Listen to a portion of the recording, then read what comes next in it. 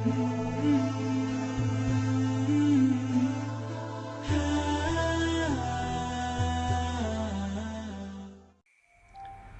dalam ayat Siratal ladzina an'amta alaihim, Allah tuh pengen ngasih tahu kepada kita bahwa apapun yang kita sedang hadapi dalam hidup kita itu tuh pernah terjadi kepada orang sebelum kita. Apapun yang sedang kita alamin sekarang, itu tuh pernah dialami oleh orang sebelum kita. Masalah kita sebagai anak harus gimana kepada orang tua. Ada contoh orang sebelum kita. Gimana seorang anak diusir oleh orang tuanya gara-gara dia beriman kepada Allah. Siapa dia? Ibrahim alaihissalam. Gimana sikap Ibrahim kepada ayahnya? Masalah orang tua kepada anak. Orang tuanya beriman, anaknya durhaka, anaknya kufur, anaknya ingkar. Siapa orang tua yang menghadapi ujian anak yang ingkar dan tidak beriman? Nuh alaihissalam. Ya bunayyarkam ma'ana. 950 tahun Nabi Nuh berdakwah termasuk kepada keluarganya, tapi anaknya menolak dakwah ayahnya sendiri. Padahal ayahnya ini seorang laki-laki yang solih, laki-laki yang sabar, laki-laki yang taat, laki-laki yang baik akhlaknya, laki-laki yang penyayang kepada keluarga. Tapi anaknya tetap aja gak suka kepada ayahnya, tetap aja membantah ayahnya. Sampai anaknya menuduh ayahnya ini orang gila, buat kapal di tengah gunung yang gak ada airnya. Dia merasa bahwa nyesal punya ayah seperti Nuh. Tapi Nuh gak pernah benci sama anaknya. Sampai ketika terjadi banjir besar, Nuh sudah berada di dalam kapal dan anaknya lari mencari tempat yang lebih tinggi, dan dia hampir tidak menemukan lagi tempat yang lebih tinggi sehingga dia hampir tenggelam. Nuh masih berharap anaknya mau ikut kepadanya dengan mengatakan, ya bunayya. Panggilan yang sangat lembut dari ayah yang durhakai oleh anaknya puluhan bahkan ratusan tahun. Anaknya durhaka kepada ayahnya ratusan tahun, mengatakan ayah saya itu gila, ayah saya itu sinting, ayah saya itu stres, ayah saya itu depresi, ayah saya itu orang bodoh, ayah saya itu dan segala macam. Membentak ayahnya, marah kepada ayahnya, buruk akhlak kepada ayahnya beratus tahun. Tapi ketika anaknya hampir tenggelam, kasih sayang ayahnya ini belum hilang. Masih memanggil anaknya dengan panggilan lembut, ya bunayya. Dalam bahasa Arab itu artinya, wahai anakku tersayang. Bukan ya waladi, bukan wahai anakku, tapi ya bunayya, wahai anakku tersayang. Masih pakai kalimat tersayang. Irkam ma'ana, naiklah bersama kami. Naiklah bersama kami ke dalam perahu, wahai anakku tersayang. Ini contoh seorang ayah teladan yang pernah diuji dengan anaknya. Ibrahim, anak yang diuji dengan ayahnya. Nuh, ayah yang diuji dengan anaknya. Atau seorang suami yang diuji dengan istrinya. Dia menafkahi istrinya, dia membimbing istrinya, dia ngajak istrinya sholat, dia ngajak istrinya menutup aurat, dia berakhlak mulia kepada istrinya, dia menunaikan seluruh hak istrinya, wafa memenuhi hak-hak istrinya. Dia berbicara santun kepada istrinya, sabar kepada istrinya yang perangainya jelek bertahun-tahun. Siapa dia laki-laki yang diuji dengan istri? Lut alaihissalam. Betapa sabarnya Nabi Lut menghadapi istrinya. Istrinya bukan hanya istri yang buruk akhlak, tapi juga durhaka. Dia yang menjadi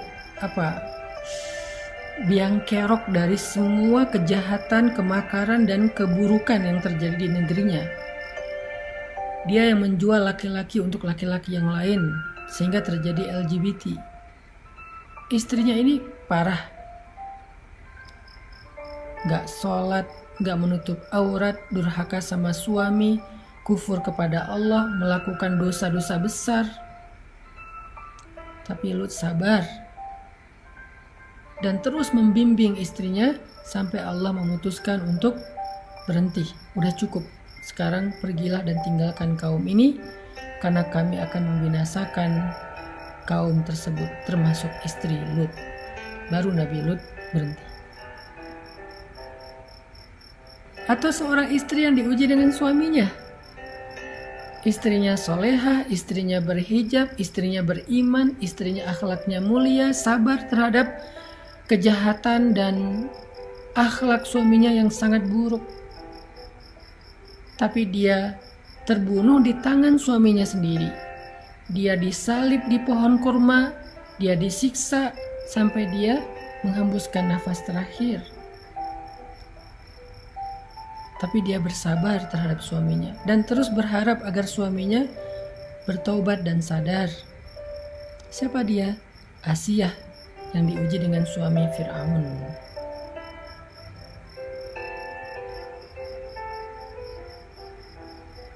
Jadi semua masalah yang kita pernah alamin dalam hidup ini, semua ujian yang sedang kita alamin dalam hidup ini, itu tuh udah pernah dialami oleh orang sebelum kita.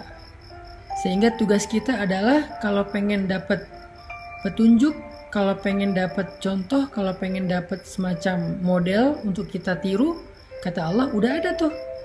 Siratal ladzina an'amta alaihim. Apa masalah kamu? Ya Allah, saya punya masalah dengan orang tua, belajar dari Ibrahim. Ya Allah, saya punya masalah dengan anak, belajar dari Nuh. Ya Allah, saya punya masalah dengan istri, belajar dari Lut. Ya Allah, saya punya masalah dengan suami, belajar dari Asiyah. Ya Allah, saya punya masalah sebagai jomblo, cowok, banyak godaan dari cewek-cewek sekitar saya di kampus, di tempat kerja, belajar dari Yusuf. Ya Allah, saya seorang jomblo perempuan, cewek, dan banyak masalah, banyak ujian dari cowok-cowok yang ngegodain saya, belajar dari Maryam. Ya Allah, saya pengen ta'aruf tapi gak tahu caranya, belajar dari Musa dan calon istrinya. Ya Allah, saya punya anak tapi gak tahu cara mendidiknya, belajar dari Zakaria dan Yahya. Apa masalah kita? Ya Allah, saya hampir bercerai, suami saya mentalak saya, talak satu, gimana cara mengislahnya, belajar dari surat At-Tolak ketika Nabi mentalak Hafsah. Ya Allah, suami saya suka ngata-ngatain saya yang jelek-jelek, belajar dari curhatnya seorang perempuan di dalam surat Al-Mujadalah atau Al-Mujadilah, Khawlah bintu Tha'labah. Ya Allah, orang ngomongin saya di sosial media, orang berbisik-bisik tentang saya di grup, mereka bikin grup baru dan ngomongin saya di grup sebelah, belajar dari surat An-Nur tentang haditsul ifki, pembicaraan rahasia. Ya Allah, istri saya suka cemburu dan menyusahkan saya sebagai suami, belajar dari surat At-Tahrim. Apa masalah kita? Semua masalah kita itu udah ada contohnya, karena mereka pernah mengalami persis seperti yang kita alami. Jadi kita nggak sendiri.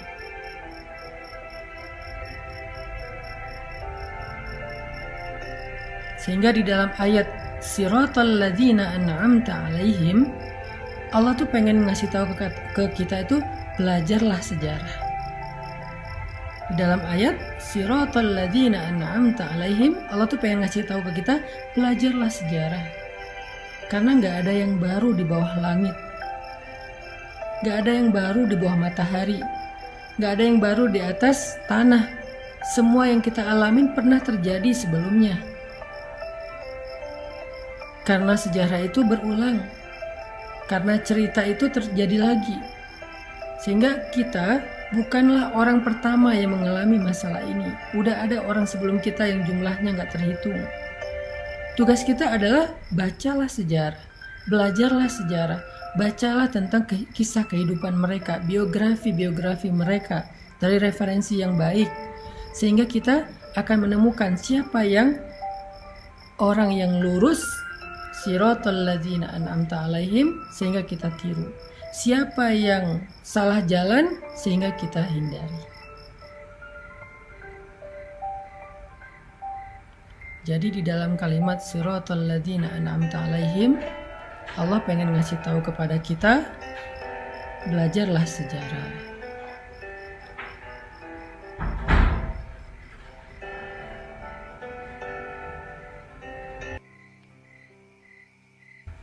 Allah pengen ngasih tahu kepada kita, belajarlah sejarah.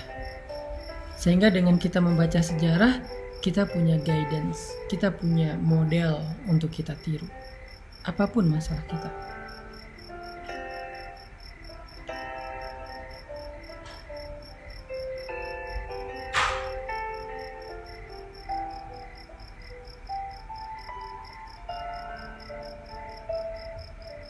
Gak ada yang baru. Gak ada yang baru. Semua yang kita alamin pernah dialami oleh orang sebelum kita.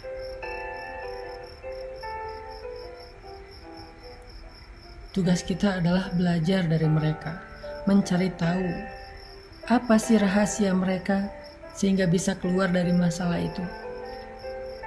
Apa sih kunci mereka survive dari ujian itu? Apa sih langkah-langkah konkret yang mereka lakukan sehingga mereka bisa sukses, bisa Allah selamatkan dari berbagai macam keburukan. Lalu setelah kita tahu, ulangi, lakukan hal yang sama, maka kita akan mendapatkan hasil yang sama. Jadilah seperti Yusuf kalau kita seorang jomblo cowok. Selamatkan diri kita dari fitnah. Menghindar karena Allah, karena takut kepada Allah. Maka gak usah khawatir ketika kita menghindar dari pacaran, menghindar dari hubungan yang kelewat batas, menghindar dari ujian. Gak usah khawatir, nanti Allah akan memberikan ganti yang lebih baik, seperti Allah berikan kepada Yusuf. Kalau kita perempuan jomblo, siswi, mahasiswi, seorang pekerja yang banyak ujian di sekitarnya, banyak cowok ngelirik, ngegodain kita, PDKT, caper sama kita, belajarlah dari Sayyidah Maryam.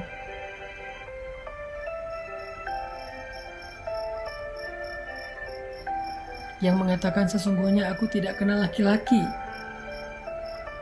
Dan aku bukan perempuan yang suka merendahkan diri dengan perbuatan dosa.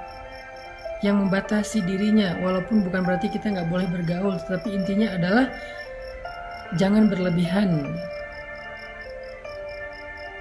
Dan gak usah khawatir menjadi orang yang membatasi diri sebagai perempuan. Allah akan muliakan kita seperti Allah muliakan Sayyidah Maryam, seperti Allah muliakan istri Nabi Musa, seperti Allah muliakan Sayyidah Khadijah. Ya, Sayyidah Khadijah, perempuan yang menikah di usia 40 tahun baru dapat suami yang benar. Sebelumnya suaminya wafat, nikah wafat. Dan bukan suami yang beriman, bukan suami yang spesial, walaupun mungkin orang baik. Karena Khadijah aslinya orang baik. Tapi gak spesial. Entah berapa tahun Khadijah menjanda. Di usia 40 tahun, harusnya seorang perempuan itu merasa semakin khawatir, semakin panik, apakah mungkin di usia itu masih punya jodoh.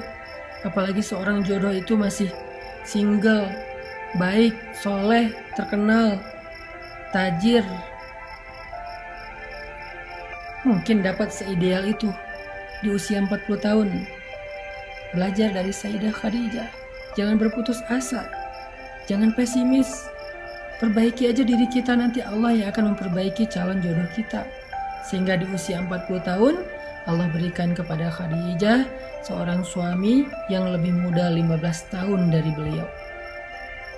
Bukan hanya lebih muda, kalau bahasa kita berondong, bukan hanya lebih muda, tapi solih, tajir, Nabi pula, kekasih Allah, ideal banget. Secara fisik sempurna.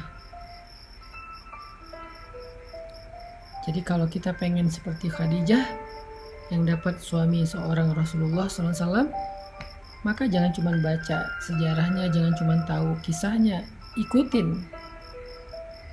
Apa yang kita nggak punya contoh? Semua masalah kita itu udah ada contohnya.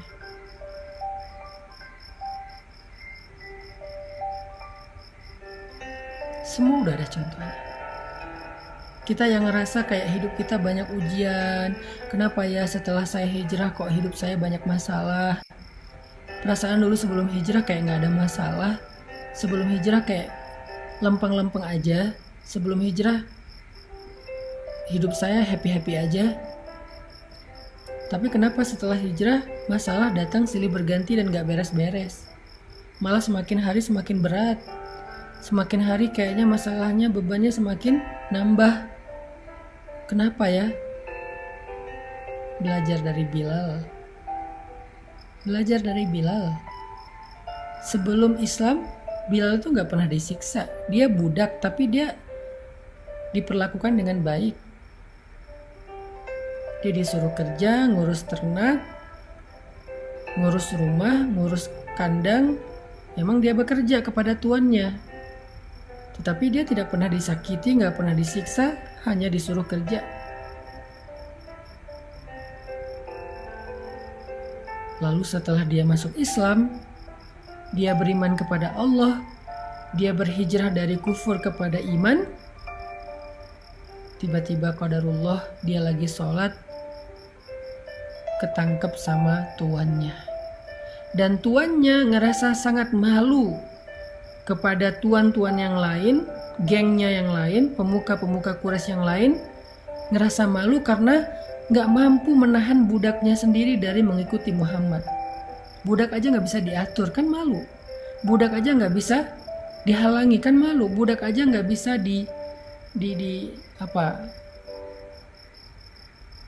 dikontrol gitu.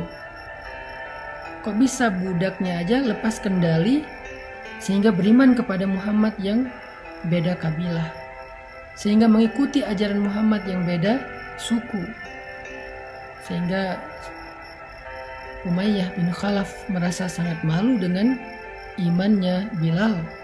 Dia dituduh nggak becus sebagai tuan, dia dituduh nggak bisa menguasai budaknya, dia dituduh bukan seorang leader sejati, dan berbagai macam perlakuan mempermalukan dia. Sehingga karena malu dan panik, dia langsung menyiksa Bilal, memaksa Bilal untuk murtad dari keyakinannya.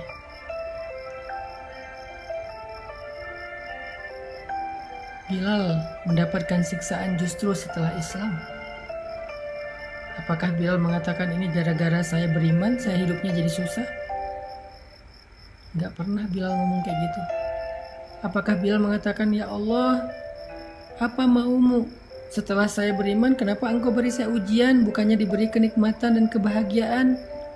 Gak pernah Bilal ngomong kayak gitu. Apakah Bilal mengatakan, ya Allah, saya nyesal udah beriman, tahu gini saya gak akan mau masuk Islam? Gak pernah terbersit sekalipun kayak gitu. Gak pernah Bilal berpikir bahwa hidupnya menjadi susah karena Islam. Gak pernah Bilal berpikir dia menyesal dengan keimanannya. Gak pernah dia ngerasa bahwa masalah dia itu justru setelah dia mendapatkan hidayah. Enggak pernah kayak gitu. Semakin disiksa dia semakin yakin dan bergantung sama Allah. Semakin disiksa dia semakin bergantung sama Allah. Bukan semakin melemah pegangannya ke Allah, semakin erat pegangannya ke Allah. Kalau kita kan semakin diuji, pegangan kita ke Allah jadi makin renggang ya.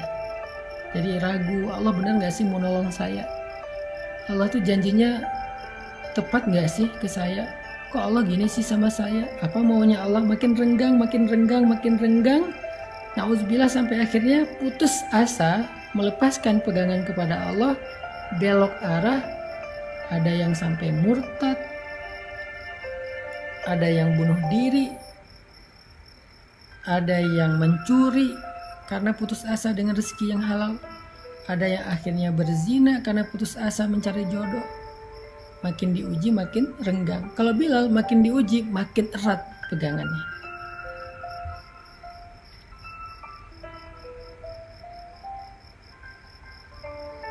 makin diuji, makin bergantung kepada Allah.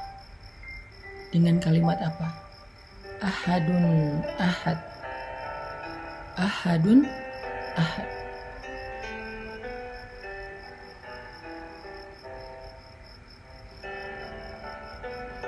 Cuman Allah satu-satunya. Gak ada yang lain yang saya yakin, yang saya sembah, yang saya tunduk, yang saya bergantung, yang saya berharap. Ahadun ahad. Makin disiksa, makin ahadun ahad. Jadi buat kita yang setelah hijrah merasa banyak diuji, belajar dari Bilal. Coba ikuti, teladani sikap Bilal supaya kita mendapatkan kebaikan hasil terakhir dan yang sama dengan apa yang dialami oleh Bilal. Apa kebaikan yang didapatkan oleh Bilal di akhir cerita itu setelah dia ahadun ahad sekian lama? Apa kebaikan yang akhirnya Bilal dapatkan? Allah mengutus seorang hamba yang hatinya baik, yang Allah ridho kepada dia, mukmin paling baik di antara semua orang yang beriman setelah Rasulullah dan Khadijah. Orang yang sangat mulia kedudukannya. Allah gak ngutus orang biasa, Allah ngutus orang yang paling istimewa. Akhlaknya istimewa, imannya istimewa, kedudukannya istimewa. Allah utus dia. Kalau Allah mau, Allah bisa aja ngutus Utsman, juga orang kaya. Bisa aja Allah mengutus Abdurrahman bin Auf, juga orang kaya. Bisa aja Allah mengutus Sa'ad bin Abi Waqqas, juga orang kaya. Banyak lagi sahabat-sahabat yang kaya. Tapi Allah pilih dari mereka semua yang paling baik akhlaknya, yang paling baik kedudukan dan kemuliaannya, yang paling baik imannya. Abu Bakar As-Siddiq. Allah gerakkan hati Abu Bakar untuk datang. Allah gerakkan hati Abu Bakar untuk menolong Bilal. Lalu Abu Bakar datang bilang ke Umayyah bin Khalaf, "Ya Umayyah, apa untungnya kamu menyiksa budak seperti Bilal? Jual aja dia kepada saya, sehingga kamu bisa tenang dan mendapatkan keuntungan. Daripada kamu menghabiskan waktumu, tenagamu menyiksa orang seperti Bilal, kamu gak dapat untung dan gak tenang. Jual dia kepada saya, kamu bebas, gak perlu lagi menyiksa dia, gak perlu lagi malu karena dia, dan kamu dapat untung," kata Abu Bakar. Umayyah mikir, benar juga nih. Kalau saya jual, saya udah gak perlu malu lagi karena bukan budak saya lagi. Dan saya gak perlu capek-capek menyiksa Bilal, karena ketika menyiksa Bilal yang terlihat tersiksa itu bukan Bilal tapi Umayyah. Plus saya dapat untung dari menjual budak yang udah gak bisa lagi saya kendalikan. Karena kalau saya biarkan gak dijual pun saya gak bisa pakai budak ini. Mending saya jual aja, mumpung ada yang beli. Umayyah mikir gitu.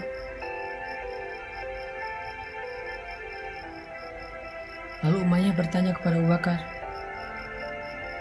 "Berapa kamu mau beli budak seperti Bilal? Berapa?" Kata Abu Bakar, "Sebutkan saja harganya, coba." Abu Bakar nggak berpikir bahwa Bilal nih budak yang lagi nggak laku nih, murah pasti harganya, sebutin aja angka berapapun pasti dijual. Nggak. Karena Abu Bakar ingin menghargai imannya Bilal, maka Abu Bakar tidak mau menyebutkan angka. Karena iman gak bisa dibeli.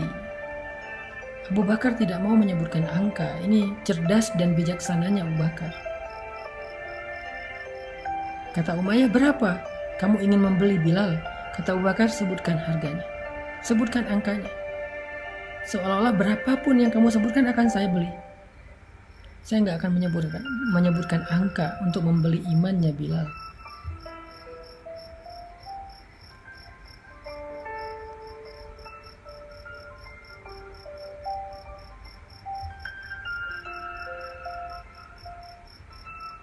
Lalu Umayyah menyebutkan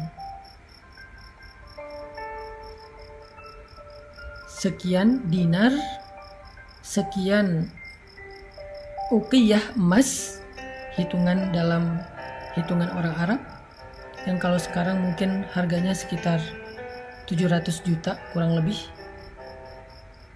atau mungkin lebih dari itu persisnya. Dan Abu Bakar ketika tahu angka yang dijual oleh Umayyah bin Khalaf Bilal itu berapa, uqiyah emas, Abu Bakar nggak menawar. Ya Umayyah, itu Bilal budak yang sudah tidak berguna, budak yang murah, yang udah sakit-sakitan setelah kamu siksa, masa harganya segitu? Saya nggak akan beli segitu, saya minta segini. Enggak. Ketika Umayyah menyebut angka, maka Abu Bakar mengatakan, baik, nanti malam akan saya kirim emasnya ke rumah kamu. Begitu cara Abu Bakar menghargai dan memuliakan Bilal. Atau lebih persisnya, begitulah Allah memuliakan Bilal. Seolah-olah Bilal ini sesuatu yang sangat berharga. Berapapun disebutin oleh Umayyah, Abu Bakar setuju. Malah setelah menyebutkan angka itu, Umayyah nyesel kenapa nggak ngomong lebih tinggi. Ada seorang laki-laki bilang kepada Abu Bakar, ya Abu Bakar, kamu membeli Bilal dengan harga yang sangat mahal. Apa kata Abu Bakar? Demi Allah, kalau Umayyah meminta 10 kali lipat dari harga itu, saya akan tetap membayarnya untuk membebaskan Bilal. Gak akan saya tawar. Umayyah yang nyesel kenapa nyebut angka segitu, padahal itu udah ketinggian. Nanti malam saya kirim.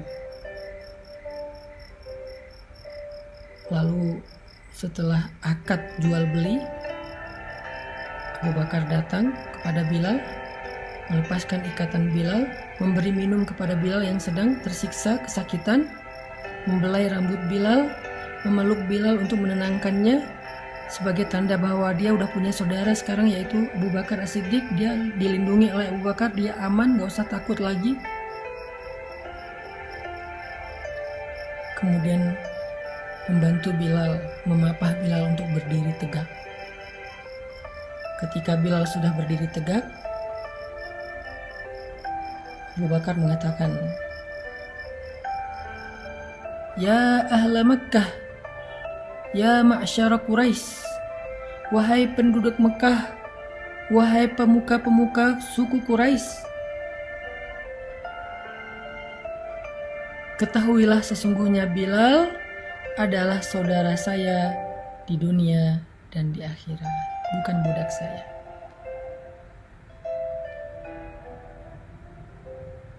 Sesungguhnya Bilal adalah saudara saya di dunia dan di akhirat. Itu sebuah deklarasi bahwa Bilal sudah menjadi orang yang merdeka, dibebaskan oleh Abu Bakar. Abu Bakar membeli Bilal bukan untuk jadi budak. Abu Bakar menebus Bilal untuk dimerdekakan. Bukan hanya merdeka dan hidup sendiri, tetapi menjadi saudara yang kehidupannya ditanggung, dijamin oleh Abu Bakar. Dan Abu Bakar berharap itu menjadi persaudaraan yang kekal sampai ke surga. Itulah kesudahan yang baik. Itulah happy ending. Itulah pertolongan Allah yang tidak terduga-duga yang Allah berikan kepada Bilal setelah dia bersabar dan bergantung kepada Allah saat-saat dia diuji.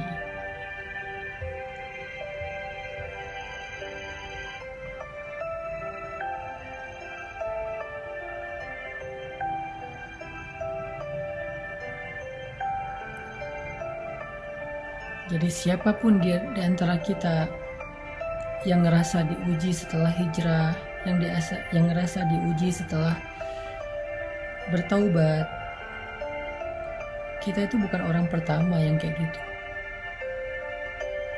Walaqad fatanna alladhina min qablihim fala ya'lamannallahu alladhina shadaqu. Allah udah menguji orang sebelum kita. Salah satunya Bilal, maka belajarlah dari Bilal.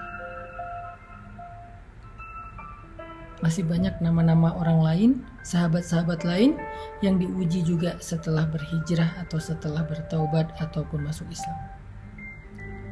Termasuk nanti ada nama Mus'ab bin Umair, ada Sumayyah, ada Yasir, ada Ammar, ada Dinaira, ada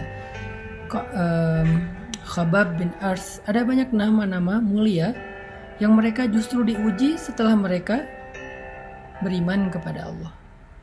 Jadi kita yang ngerasa punya cerita yang sama, walaupun mungkin cerita kita receh lah, lebih ringan dibandingkan mereka, maka belajarlah dari mereka. Kalau pengen dapat hasil yang sama dengan mereka, kalau pengen dapat kebaikan yang sama dengan mereka, belajarlah dari mereka. Gak ada yang baru di bawah langit kita.